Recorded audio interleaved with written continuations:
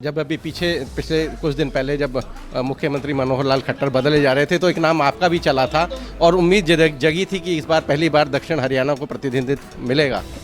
जिस तरह मोदी जी के नेतृत्व में इस बार 400 पार जाने वाले हैं एनडीए, और भारतीय जनता पार्टी 370 पार जाने वाली है। फरीदाबाद की रेलवे फाटक को हमने फाटक मुक्त करने जा रहे हैं। रेलवे के फाटकों पर हम रेलवे अंडरपास या रेलवे ओवरब्रिज सबको पास करा दिया है, कुछ बनकर तैयार हो गए। ये जो जितने बीओटी पे रोड बनते हैं, पहली बार नहीं, जब कांग्रेस का राज था, जब इन पर टोल नहीं थे क्या? जवाब दें जरा। वो आप देखेंगे कांग्रेस ने ये बदरपुर का पुल बनाया था, इसका भी टाइम है, इस पर टोल नहीं था। किसने लगाया था टोल?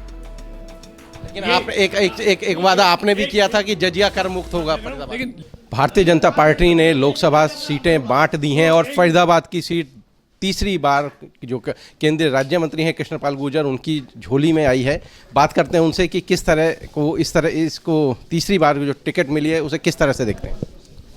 सचिन जी, मैं धन्यवाद करना चाहूँगा अपनी पार्टी के केंद्रीय नेतृत्व का, हरियाणा प्रदेश भारतीय जनता पार्टी के तमाम आला नेतृत्व का, जिन्होंने तीसरी बार मुझ जैसे कार्यकर्ता पर यहाँ पर भरोसा जताया है। इसके लिए मैं हृदय से देश के यशस्वी प्रधानमंत्री आदरणीय नरेंद्र मोदी जी का, दुनिया की सबसे बड़ी पार्टी भारतीय जनता पार्टी के राष्ट्रीय अध्यक्ष जगत प्रसाद नड्डा जी का, और यशस्वी गृह मंत्री आदरणीय अमित शाह जी का, और हरियाणा के मुख्यमंत्री रहे हम सबके मार्गदर्शक आदरणीय मनोहर लाल जी का, और हरियाणा के मुख्यमंत्री और पार्टी प्रदेश अध्यक्ष नायब सैनी जी का, और तमाम केंद्रीय और प्रदेश के नेतृत्व का मैं हृदय से आभारी हूँ कि उन्होंने मुझे तीसरी बार यहाँ से चुनाव लड़ने का मौका दिया। 2014 में 4.5 लाख, 2019 में 6.25 लाख, इस बार क्या मार्जिन रहने वाला है? देखिए सचिन जी, जिस तरह मोदी जी के नेतृत्व में इस बार 400 पार जाने वाले हैं एनडीए, और भारतीय जनता पार्टी 370 पार जाने वाली है। इसलिए फरीदाबाद के लोग भी इस बार भारतीय जनता पार्टी को पहले से अधिक मतों से यहाँ से चुनाव जिताकर मोदी जी की झोली में इस सीट को डालने वाले हैं। इस 5 साल में क्या बड़े कार्य रहे जिसको लेकर आप जनता के बीच में जाने वाले हैं और वोट उसके आधार पर वोट मांगे? देखिए सचिन जी, मैं नहीं सारा फरीदाबाद का लोग, मैं तो यहीं जन्मा हूँ, यहीं पला बढ़ा हूँ। फरीदाबाद की तस्वीर आपने भी देखी है और हमने भी देखी है, जहाँ चलने लायक रोड नहीं थे, घंटों घंटों पुलियों पर जाम रहता था, कोई कहने के लिए हाईवे था लेकिन चलने लायक हाईवे नहीं था, शहर की कोई कनेक्टिविटी नहीं थी, शहर में कोई अच्छी यूनिवर्सिटी नौजवानों के लिए स्किल के लिए कोई नहीं थी, लड़कियों के लिए महाविद्यालय बहुत दूर दूर थे, रेलवे स्टेशनों की दुर्दशा थी, पार्क उजड़े हुए थे, शहर अंधेरे में डूबा हुआ था, पार्कों में घूमने लायक जगह नहीं थी। लेकिन इन 10 सालों में आप यहाँ के रोड देखिए, आप यहाँ की नेशनल हाईवे से कनेक्टिविटी देखिए। एक नेशनल हाईवे नहीं, 1, 2, 3, चौथा बनने वाला है, 4 नेशनल हाईवे। आप बच्चों के लिए 1000 करोड़ की स्किल यूनिवर्सिटी देखिए, पासपोर्ट ऑफिस देखिए, एयरपोर्ट जैसा रेलवे स्टेशन देखिए, एक नहीं सभी रेलवे स्टेशनों का जीर्णोद्धार। फरीदाबाद की रेलवे फाटक को हमने फाटक मुक्त करने जा रहे हैं। रेलवे के फाटकों पर हम रेलवे अंडरपास या रेलवे ओवरब्रिज सबको पास करा दिया है, कुछ बनकर तैयार हो गए, कुछ होने वाले हैं।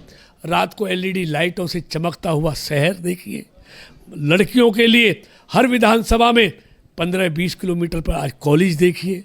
आप संस्कृत मॉडल स्कूल देखिए, आप कॉलेज स्कूलों की नई बिल्डिंग देखिए, मतलब आप पार्कों की देखिए, आप खेल स्टेडियम देखिए, मतलब आप सबको देखिए किस तरह चहुमुखी विकास। एफएमडीए बना है, आप एफएमडी देखिए। हमने पीने के पानी की व्यवस्था को ठीक किया है। आज फरीदाबाद एजुकेशन और हेल्थ का हब बन गया है। तो फरीदाबाद का जो कनेक्टिविटी और जो बेहतर विकास हुआ है, ये सब लोग देख रहे हैं।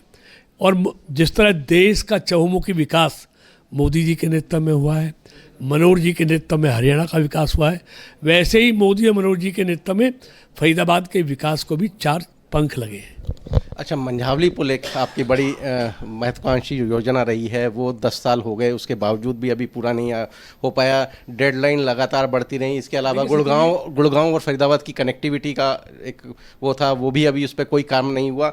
तीसरा ये कि गडकरी जी लगातार कहते रहे हैं कि 60 किलोमीटर के भीतर कोई दूसरा टोल नहीं होगा, लेकिन गदपुरी और करमन बॉर्डर के 2 टोल हैं, 60 किलोमीटर की दूरी से कम है दोनों। देखिए सचिन जी, ये जो जितने बीओटी पे रोड बनते हैं, पहली बार नहीं, जब कांग्रेस का राज था, जब इन पर टोल नहीं थे क्या? जवाब दें जरा वो।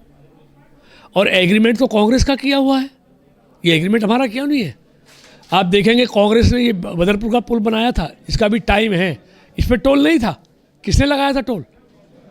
लेकिन आप एक वादा आपने भी किया था कि जजिया कर मुक्त होगा।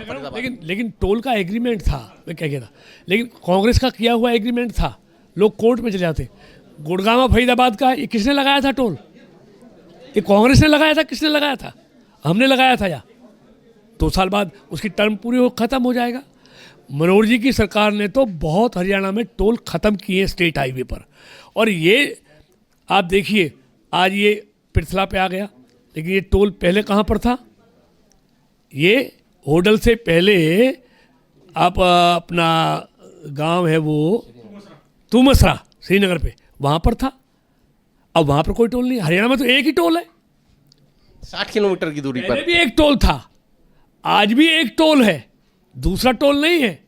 लेकिन विपक्ष के पास कोई मुद्दा ही नहीं है, हताश है। हमारे पास मुद्दा है विकास। हमने विकास करके दिखाया है। आज घंटों का सफ़र मिनटों का करा दिया है। रेलवे स्टेशन, एयरपोर्ट जैसे बन रहे हैं। इनके ज़माने में तो पुलिया नहीं बनी, यहाँ पुलों के अंबार लग गए। चाहे आप ग्रेटर फरीदाबाद जाइए, और एक मंझावली का पुल 2014 में हमने पत्थर रखा था, लेकिन 2018 में उसकी शुरुआत हुई थी टेंडर लगने की। बीच में 2 साल कोरोना के आए, जमुना बाड़ी देर हुई है मानता हूँ मैं, लेकिन अब बनकर तैयार है। अभी रोडी कुटनी हो गई, लेकिन गाड़ी उतरनी चढ़नी शुरू हो गई है उस पर, वो तैयार है। एक पुल मंझावली का नहीं, हमने हसनपुर में भी यूपी से जोड़ने के लिए यमुना पर पुल कहा था, वो भी बन रहा है, तैयार उसका काम भी तेज़ी से चल रहा है। इन्होंने 10 सालों में, मतलब 50 साल में क्या किया? कुछ नहीं। और देखिए, ये लोग बहुत समझदार हैं, जानते हैं, इसलिए फैसला जनता की अदालत में होना है और बहुत जल्दी होना है। अच्छा, जब अभी पिछले कुछ दिन पहले जब मुख्यमंत्री मनोहर लाल खट्टर बदले जा रहे थे, तो एक नाम आपका भी चला था और उम्मीद जगी थी कि इस बार पहली बार दक्षिण हरियाणा को प्रतिनिधित्व मिलेगा। देखिए, भारतीय जनता चूक रही। सचिन जी, एक बात ध्यान रखिए, भारतीय जनता पार्टी क्षेत्रवाद, जातिवाद और व्यक्तिवाद की राजनीति नहीं करती है। सबका साथ और सबका विकास, हरियाणा एक, हरियाणवी एक, इसको लेकर मनोहर जी ने पिछले 9.5 साल हरियाणा में शासन चलाया है। उसकी झलक पूरे हरियाणा में मिलती है। पहले अंधा बाटे रेवड़ी अपने अपनों को दे, उसके सबूत हैं। लेकिन मनोहर जी ने एक व्यवस्था परिवर्तन किया और एक क्षेत्र में नहीं, हर क्षेत्र में मिसाल कायम की। इसलिए हमारे यहाँ कोई दौड़ में नहीं था। केंद्र नेतृत्व समय समय पर आकलन करता है, तय करता है, हर कार्यकर्ता को मौका मिलता है। मैं कभी मुख्यमंत्री जी की दौड़ में ना पहले था ना आज हूँ। मैंने पहले भी कहा था, मेरी भूमिका मेरी पार्टी तय करती है, और जो पार्टी मेरी भूमिका तय करती है, मैं उसी में रहकर काम करने वाला कार्यकर्ता हूँ। अच्छा, मनोहर लाल जी अभी करनाल से चुनाव लड़ रहे हैं, क्या आप मानते हैं कितना मुश्किल या कितना आसान रहने वाला? कोई मुश्किल नहीं है, ऐतिहासिक जीत होगी मनोहर लाल जी की। इतिहास बनाएंगे मनोहर लाल जी। मनोहर लाल जी तो सन्यासी हैं। अच्छा, अब आखिरी सवाल, नायब सिंह सैनी के नेतृत्व में क्या रहने वाला है हरियाणा का फेट? मैं इतना जानता हूँ नायब के बारे में, पिछले 25-30 साल से हमारे साथ वो काम कर रहा है संगठन में। वो हरियाणा के लिए नायाब हीरा सिद्ध होगा। एक छोटे घर से आके छोटे कार्यकर्ता के रूप में ऑफिस में काम करता हुआ आज वो इस पद पर। ये भारतीय जनता पार्टी में संभव है, कहीं संभव नहीं है। वहाँ तो बड़े चांदी की चम्मच से चांदी की कटोरी में खाने वाले लोगों ही सपने पूरे होते हैं। यहाँ साधारण कार्यकर्ता का भी सपना पूरा होता है इस पार्टी में। चलिए, हमसे बात करने के लिए शुक्रिया। Thank you Sachin ji. तो ये थे हमारे साथ केंद्रीय राज्य मंत्री कृष्णपाल गुर्जर, जो कह रहे थे कि नायाब सैनी हरियाणा के लिए नायाब हीरा साबित होंगे। और साथ ही साथ इन्होंने कहा कि इस बार की जो फरीदाबाद लोकसभा सीट की जीत होगी वो पिछली दोनों बार के रिकॉर्ड तोड़ देगी। हरियाणा तक के लिए फरीदाबाद से सचिन गौड़।